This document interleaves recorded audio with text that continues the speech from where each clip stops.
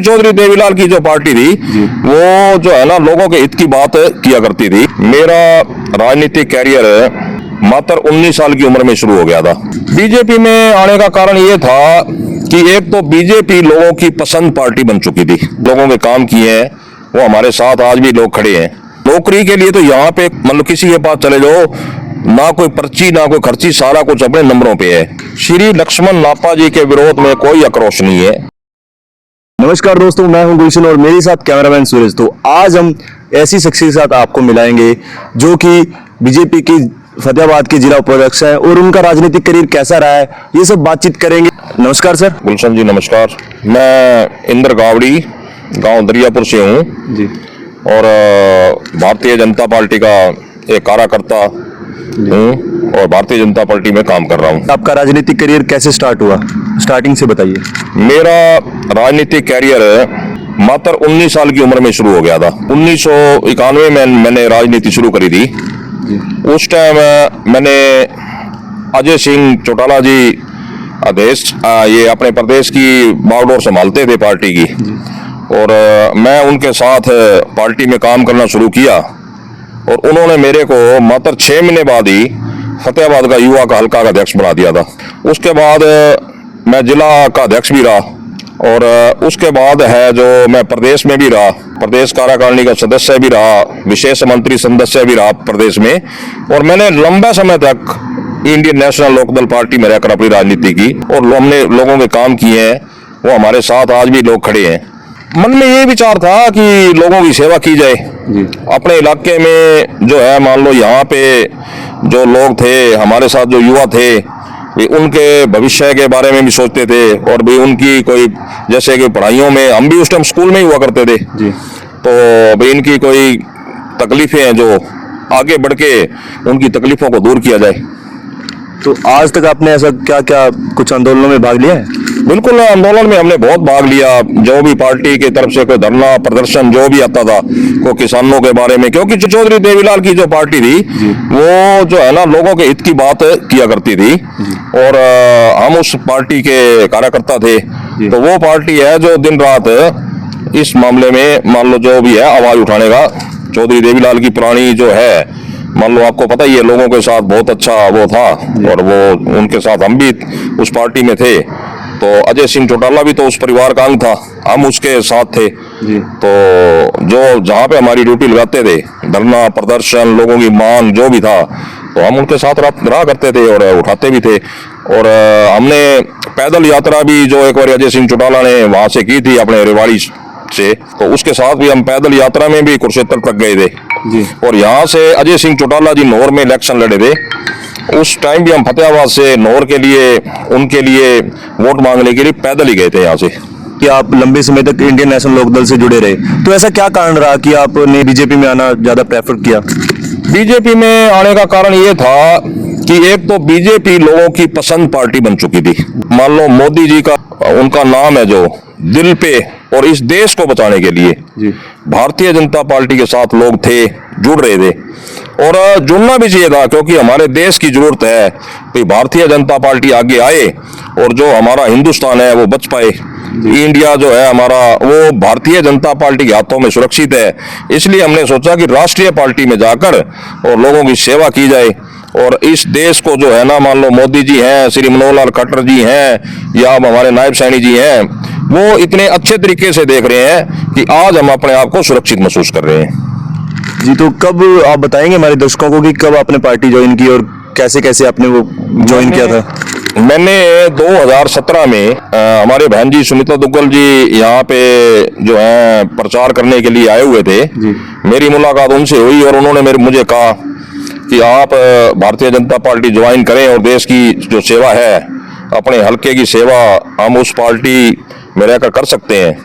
तो हमारा भी मन था कि हम भारतीय जनता पार्टी एक राष्ट्रीय पार्टी है जो देश के लिए जरूरत है, उसके लिए हम उस पार्टी के साथ जुड़ गए और आज सेवा कर रहे हैं। क्या कुछ कार्यक्रम किए थे भारतीय जनता पार्टी में आने के? भारतीय जनता पार्टी में हमने जो है लोगों के कोई भी आज तक जो भी काम है, जो भी हमारे पास आया है, देखो इस सरकार में कोई नौकरी के लिए आया है तो नौकरी के लिए तो यहाँ पे मतलब किसी के पास चले जाओ, ना कोई पर्ची ना कोई खर्ची, सारा कुछ अपने नंबरों पे है। नौकरी का काम तो ना कोई ओट सकता और ना कोई करवा सकता। बाकी किसी की पीले कार्ड की समस्या है, कोई इलाज की समस्या थी, कोई ब्याह शादी में समस्या थी, और कोई भी इलाज है, या जैसे कोरोना में भी मैंने यहाँ पे अपने होटल पे यहाँ पे मैंने लगभग जब तक कोरोना चली थी मैंने निःशुल्क भोजन, कोई भी आ सकता था यहाँ जी।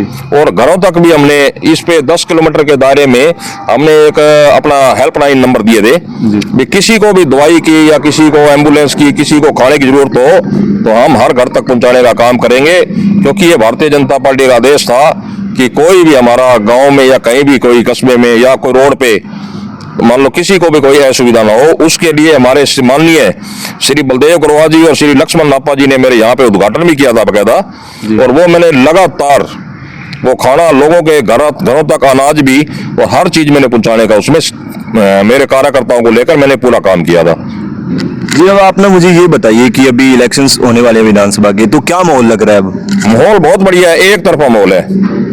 भारतीय जनता पार्टी लोगों के दिलों में बस चुकी है, और माननीय श्री नायब सैनी जी हैं जो इतने मिलनसार और बढ़िया इंसान है, लो हंसमुख, जो हंसता हुआ चेहरा हमने कभी नहीं देखा उसके नाम के, और माननीय मनोहर लाल खट्टर जी के नाम के, जो ईमानदारी की सरकार उन्होंने चलाई, उसके नाम पे लोग मोहर लगाएंगे। तो अभी हमने ग्राउंड रिपोर्ट किया, जैसे कि लोगों का कहना है कि अभी विकास नहीं हुआ, या इस पे क्या कहोगे आप?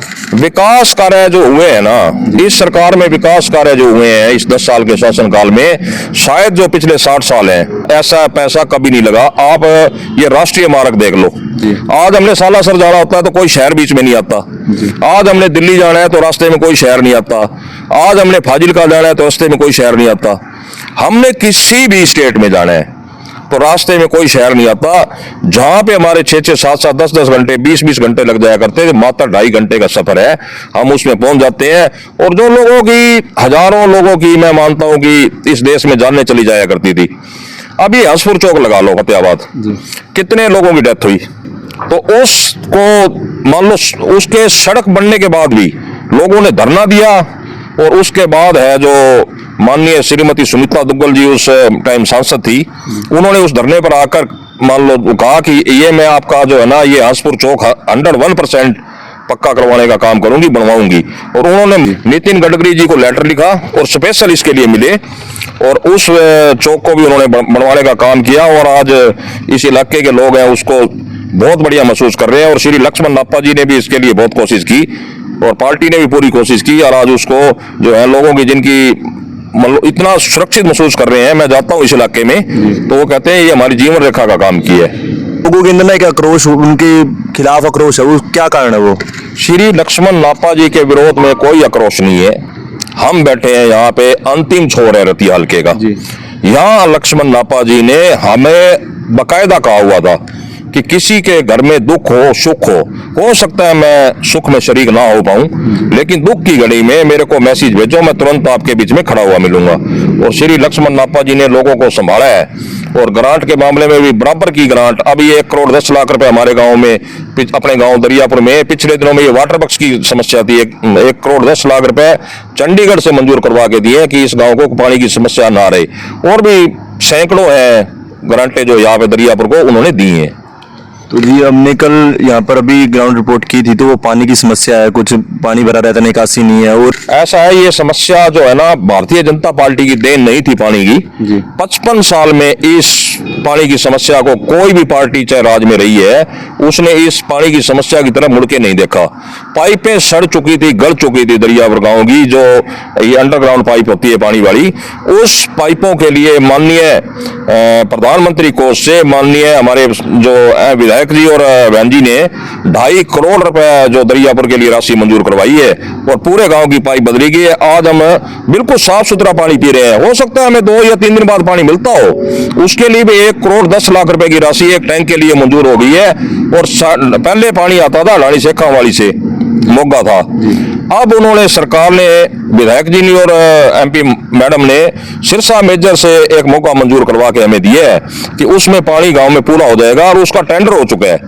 सिर्फ पिछले दिनों में ये दिन होते हैं ना, जो इनमें बरसातों में वो टैंक बन नहीं सकता, बरसातों के लिए ठेकेदार ने रोका हुआ है, क्योंकि वो कहीं से भी मिट्टी अलग कट जाए तो टैंक खराब हो जाता है। तो उसकी टेंडर की राशि भी जारी हो चुकी है, 1,10,00,000 रुपए, और ठेकेदार ने अपनी जो एक राशि होती है जो गारंटी की, वो 10 लाख रुपए महकमा को उसने जमा भी करवा दी है। और काम यूं सोचो भी अब 2-4 दिन में जैसे ही बरसातें रुकेंगी वो काम शुरू स्टार्ट हो जाएगा। बीजेपी किसको टिकट देगी रतिया हल्के से? बीजेपी रतिया हल्के से टिकट किसी को ही दे, जी, हम जो है सब लोग और सब कार्यकर्ता हम कमल के फूल के साथ खड़े हैं जी, जो भी कमल का फूल लेके आएगा वो विजयी होकर जाएगा यहाँ से। क्योंकि एमपी का जो पिछले दिनों में इलेक्शन था, जी, इस इलाके में हमारा जो अपना ये इलाका है, दरियापुर के आसपास के जितने भी गांव हैं, जी, सब कार्यकर्ताओं ने दब के काम किया और सभी गांव से हम एमपी के इलेक्शन में भी विजय प्राप्त कर चुके हैं। अभी जैसे लोकसभा के चुनाव हुए थे तो उसमें तो कांग्रेस 5 सीटें ले गई, तो उस पर क्या कहोगे? तो इसका कोई असर पड़ेगा इस चीज पे? लोकसभा का जो चुनाव होता है वो, ये जो लोकसभा का चुनाव था ये 2 पार्टियों का था, जी, कांग्रेस और बीजेपी। जी, अब जो चुनाव में होंगे आजाद भी होंगे और हर पार्टी का कैंडिडेट इस इलेक्शन में खड़ा होता है और कैंडिडेट देखा जाता है भी ये कैंडिडेट कैसा है एमएलए में, जी, उस पे ज्यादा निर्भर करता है कि कौन बढ़िया कैंडिडेट है, उसको लोग वोट अपना डालना पसंद करते हैं। और पार्टी का जो है ये भी होता है भी अब सेंट्रल गवर्नमेंट किसकी है, क्योंकि सेंट्रल गवर्नमेंट ने ही स्टेट चलाने के लिए पैसा देना होता है। और ये हरियाणा का रहा है कि जो भी सेंटर में जिसका भी राज होता है हरियाणा में उसी का राज आता है। और आज लोग इस बात से संतुष्ट भी हैं। पहले मैं सबसे बड़ी बात जो इसकी मानता हूँ आज भारतीय जनता पार्टी की, इन्होंने एक बहुत बढ़िया काम किया है। सड़कें तो जो गांव की गलियां हैं और है सब सिस्टम है, ये तो पंचायतें भी चलाती हैं, सरपंच महोदय भी चलाते हैं, चलता ही रहना है। लेकिन जो लोग बीमार होने के बाद बिना इलाज के मर जाया करते थे, इस गवर्नमेंट ने जो 5 लाख रुपए का आयुष्मान भाव कार्ड बनाकर, इस जो एक घर में अगर 3 लोग हैं तो 15 लाख रुपए, एक घर में 5 लोग हैं तो 25 लाख रुपए उनको उसका गिफ्ट देकर उनकी जान बचाने का जो काम किया है, उससे मैं इतना खुश हूं और लोग भी खुश हैं कि आज जो है कोई इंसान ये नहीं कह सकता कि मैं जो है ना बिना पैसे के मेरे ये परिवार में ही हादसा हो गया। आप इनेलो में रह के आए हैं तो उन्होंने अभी गठबंधन किया है बहुजन समाज पार्टी के साथ इनेलो ने, तो क्या कुछ लगता है कि इनको कुछ सीटें हरियाणा में मिलेंगी? हरियाणा में जो है बहुजन समाज पार्टी और इनेलो का समझौता हुआ है जी, लेकिन हम किसी का ये नहीं कह सकते भी उसको सीट नहीं मिलेगी। पता क्या है, मैं ये नहीं कह सकता भी किसी को सीट नहीं मिलेगी। जब लोग मैदान में आएंगे टिकटें लेकर आएंगे, मैंने पहले भी कहा है कि कैंडिडेट पे निर्भर करेगा कि ये कैंडिडेट कैसा है। तो दरियापुर में क्या प्रभाव है उस पार्टी का? दरियापुर में इनेलो का पहले जो पिछले 3-4 चुनाव गए हैं उसमें जो है ना लोग जो है ना, मैंने आपको पहले ही बताया है कि लोग भारतीय जनता पार्टी के साथ जुड़ चुके हैं। और वो क्यों जुड़े हैं मैंने आपको सारे कारण बता दिए कि लोग चाहते हैं कि इस देश के लिए आज और इस प्रदेश के लिए भारतीय जनता पार्टी के जो हाथ है वो हमारे ऊपर है और उनके हाथों में हम सुरक्षित हैं। आपके भविष्य में क्या प्लान है? आप अभी लीडर हैं, यानी कि आपने भी बताया फतेहाबाद कि आप उप प्रधान रह चुके, तो भविष्य में क्या कुछ सोच रखा है? भविष्य में मेरी जो है, मैं पहले जिला परिषद का चुनाव लड़ चुका हूँ जी, और आगे मेरी सोच है कि मैं फतेहाबाद से चुनाव एमएलए का चुनाव लड़ूं। फतेहाबाद से? हाँ जी, मैंने पार्टी को भी लिखा है, मैंने लेटर भी लिखा है कि मैं फतेहाबाद से मैं चुनाव लड़ना चाहता हूं। अगर पार्टी मुझे मौका देगी तो मैं अवश्य चुनाव लड़ूंगा। तो आपको क्या लगता है मौका मिलेगा आपको? बिल्कुल, मौका तो जब आपने मांगा है तो मिलेगा। अगर पार्टी मौका नहीं देगी तो भी सेवा करेंगे, जो भी टिकट लेके आएगा उसके साथ खड़े मिलेंगे। तो आखिरी बार दर्शकों को क्या कहना चाहेंगे? दर्शकों को कहना चाहेंगे कि आप जो है भारतीय जनता पार्टी का साथ दें और जो इस देश और इस प्रदेश को आगे बढ़ाने के लिए भारतीय जनता पार्टी को अपना वोट डालें और इस देश को आगे बढ़ाएं। ये सब बातें अभी नेक्स्ट वीडियो में भी हम किसी और पर्सन के साथ बात करेंगे। तब तक आप जगल को हरियाणा न्यूज चैनल पे नए हो तो इसे लाइक शेयर सब्सक्राइब कर ले और जितने भी आपके फैमिली मेंबर्स हैं और जितने भी आपके रिलेटिव्स हैं उनको व्हाट्सएप पे शेयर करें और मिलते हैं एक और नई वीडियो के साथ। धन्यवाद। झलको